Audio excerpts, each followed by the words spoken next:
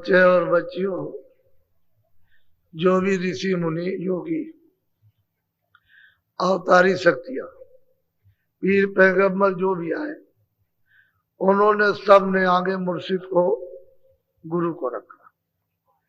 एक कदम भी बगैर गुरु के नहीं चल सकते, बगैर मुर्शिद के नहीं चल। जब उनका ये इतिहास है तो आप क्यों उसको छोड़ते हो? उसको पकड़ लेना चाहिए। इस देश में तो उन्हीं महान आत्माओं की जरूरत है, लेकिन महान आत्मा न मिले तो आप क्या कर सकते हो? उसके लिए गोस्वामी जी ने महाराज ने कहा, अंधा गुरु और बहरा चेला और होए नरक में ठेलम ठेला।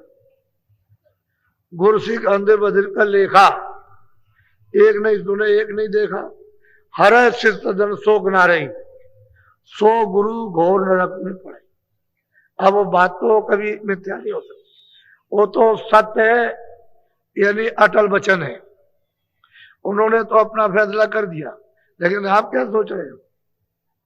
आपको भी तो ये समझना चाहिए कि वो कहते क्या है। एक सुनता एक नहीं देखता, तो कहां ले जाएगा? और फिर यह है कि जो उसने अपने सिर पर पाप दोनों में लाद लिया, गुरु भी बन गया वो भी लादे, और शिष्य बन गया वो भी, तो एक दूसरे का हरण नहीं हो सकता, तो कहां जाएगा? इसलिए सबने आगे कदम आगे रखा है गुरु। और संतों महापुरुषों के पास तो गुरु की महिमा ही है। वो तो बगैर गुरु के किसी को मानते ही नहीं है।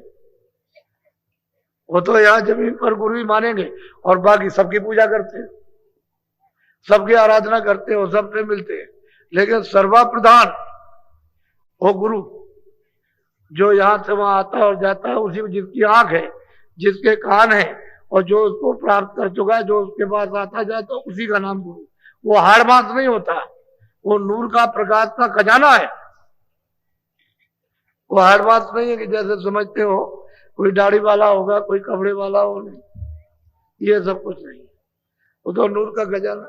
वो तो एक पोल होता है कि अगर वो किसी दूसरे पोल पर आ जाए तो आप कहोगे भूत आ गया, तो जिसमें आप हो उसी पंच भौतिक शरीर में आता हो पोल पर, तो जगा हुआ, वो तो बल्ब जल रहा, उसका तो बुझा नहीं है, उसकी आंख भी है, उसके कान भी, सब कुछ है उसके पास।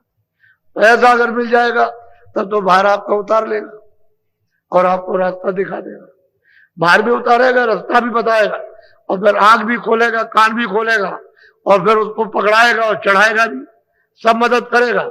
लेकिन अब यह है कि जो लिखा हुआ है उसी को आप नहीं समझ सकते हो, उसी की खोज नहीं कर सकते हो, तो बाकी जो चढ़ाई में जो उन्होंने उधर जा करके देखा वो आपको कैसे मालूम होगा?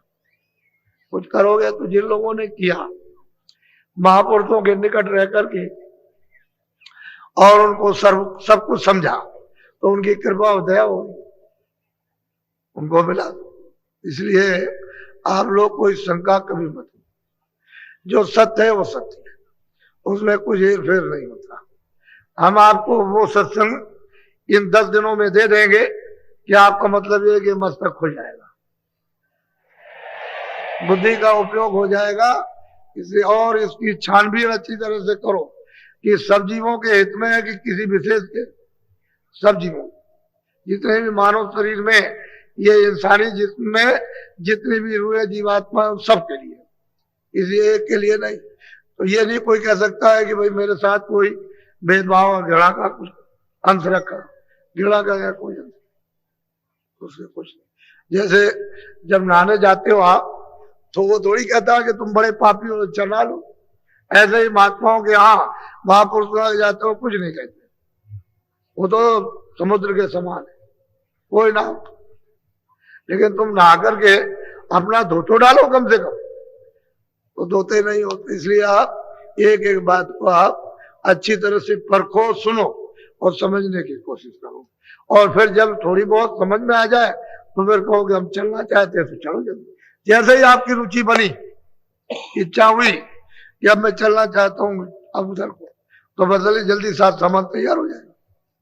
क्योंकि तो साथ सामान, क्योंकि जिस साथ सामान को आप लाए थे, आए थे, तो छोड़ दिया उसको, ये बेकार पकड़ लिए। अब बेकार गए और साथ सामान आपके हाथ में आए, बस चल पड़े आप। वो तो सब पकड़ा दिया जाएगा। नहीं अभी पकड़ाया जाए तो सब छोड़ दोगे, उसको तो मतलब गिरा दोगे, कैसे होगा। अच्छा बोलो, जरा सत्संग सुनो आप। सूरत पूछे एक बाता, स्वामी देव भेद विख्याता। कहते हैं कि स्वामी, वो यहाँ पूछती है सूरत स्वामी से, महापुरुषों से कि हे स्वामी हमको जरा सब चीज का तो भेद बताइए। ये नहीं भाई, ये रचना जो हुई इसमें जो चीज फंस गए आकर के, तो ये भी हमको बता दीजिए, और इससे अलग है वो भी जरा खुला